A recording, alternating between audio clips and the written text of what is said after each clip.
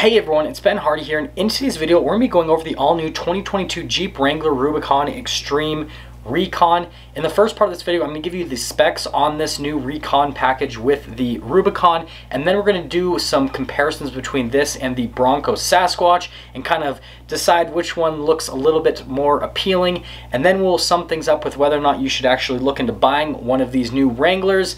And with all that being said, let's get straight into the video. Let's quickly get into the technical specs with both of these packages, and we'll start with the Jeep. So with the Jeep, we've got 35s on 17-inch wheels. They are beadlock capable, and if you guys are wondering, the tires that they're using are Goodrich KO2 all-terrain tires. You guys know I'm a huge fan of those tires. I had those on my Raptor. Now, going over to the Bronco, 35s as well, 17-inch wheels. They're also beadlock capable. And we have Goodyear Territory Mud Terrain tires, so both of them have really good tires. And again, that's the biggest thing about both these packages, is they both have 35s from the factory on 17-inch wheels that are beadlock capable. Now, if we pop over to the suspension, starting over with the Jeep, they're giving it a 1.5-inch lift from the factory, and then also it's going to have specially tuned shocks. They are Fox shocks. Now, the one thing that's interesting is with this Recon Xtreme package, you can get it on the 392 Rubicon. Now, I don't know if this lifts it up another 1.5 inches because the 392 is already lifted 2 inches. I think it's safe to assume, and we'll just assume this for this video, let me know if I'm wrong in the comment section below, that a regular Rubicon Recon Xtreme, I keep saying wrong, but anyways, you guys know what I'm talking about, with the V6 engine, that's going to have a 1.5-inch lift, and then the 392 is still going to have that 2-inch lift, but I don't think they're going to lift it another 1.5 inches because that would be 3.5 inches total. I don't think they're going to do that. But anyways, that's on the Wrangler side of things. Going back to the Bronco, it's also lifted compared to a regular Bronco a little bit higher, and then it's a little bit wider as well with the track by about 2 inches. And then it comes with the high performance off-road stability suspension, and then also the Bilstein position sensitive shocks. And so from a suspension standpoint, right, somewhat similar, right? They both have high performance shocks, but completely different because we've got Bilsteins on the Ford and we've got Fox shocks on the Wrangler. And then something I do want to mention is with the Bronco, it does use coil suspension versus the Wrangler, you have solid front and rear axles, so that's another big difference.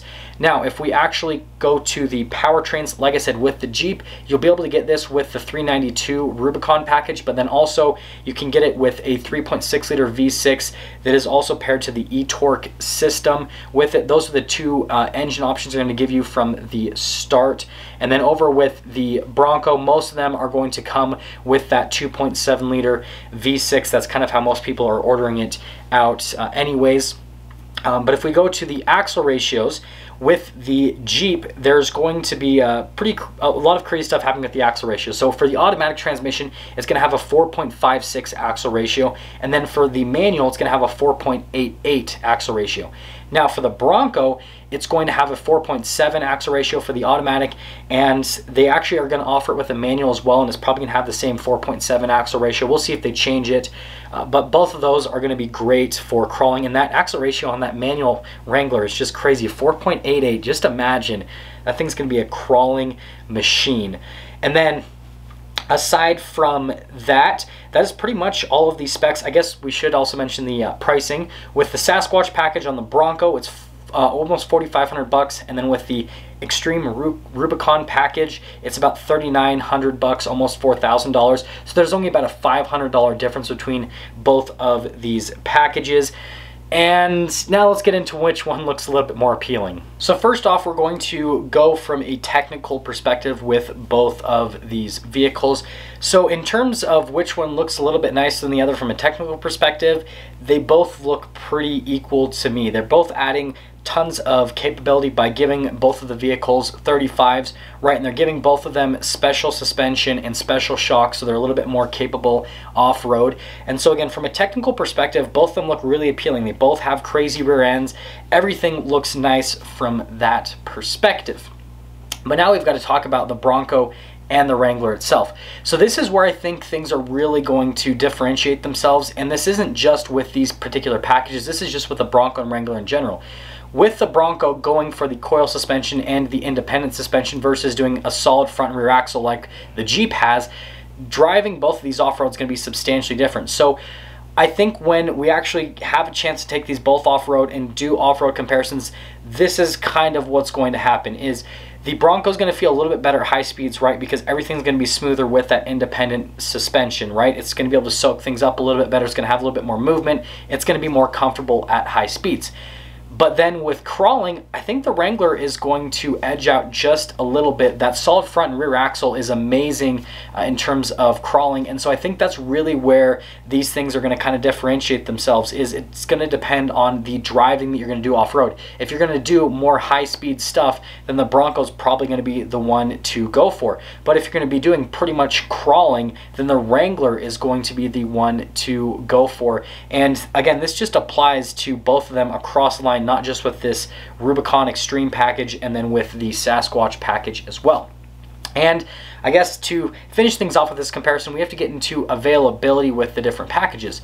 So with this Rubicon Recon package, you guys can probably already surmise that you can only get this on a Rubicon. So that's kind of, I guess, a little bit of a sad fact with this, because that means that the starting price with getting this package is actually going to be substantially higher than the Bronco, because you have to get at least a Rubicon. And I mean, the base price of a Rubicon is like in the $40,000 range, so you're starting at a pretty expensive amount. So yeah, I guess that's kind of a downside on the Jeep side of things, is they're only going to offer it on the Rubicon, and then obviously the Rubicon 392 with the 6.4 Hemi.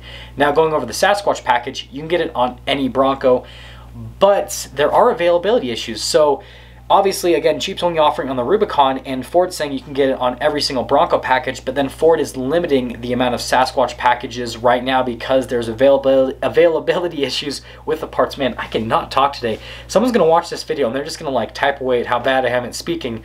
But anyways, there's availability issues with the Sasquatch package, and so it's like, yes, you can get it on any package with the Bronco, but good luck getting a Sasquatch. And so it's kind of sixes right now. And so what I would have to say is, obviously you got to pick the one that fits within your budget, but it'll be easier to get the Wrangler package initially, I think, if you haven't already ordered a Bronco, right? If you ordered a Bronco when they first came out, yeah, you'll be able to get a Sasquatch.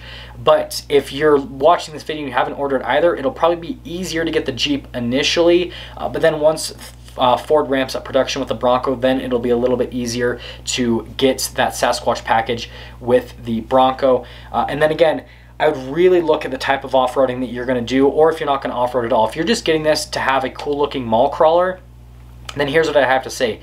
The Bronco is going to drive smoother on-road. The Wrangler, right, if you like that aesthetic, then you're going to have to give up a little bit of on-road drivability. And I know it's stupid that I have to talk about this kind of stuff in this video, but I mean, we all know that like 90% of the people that buy these vehicles never take them off-road, so I guess that's why we have to talk about it.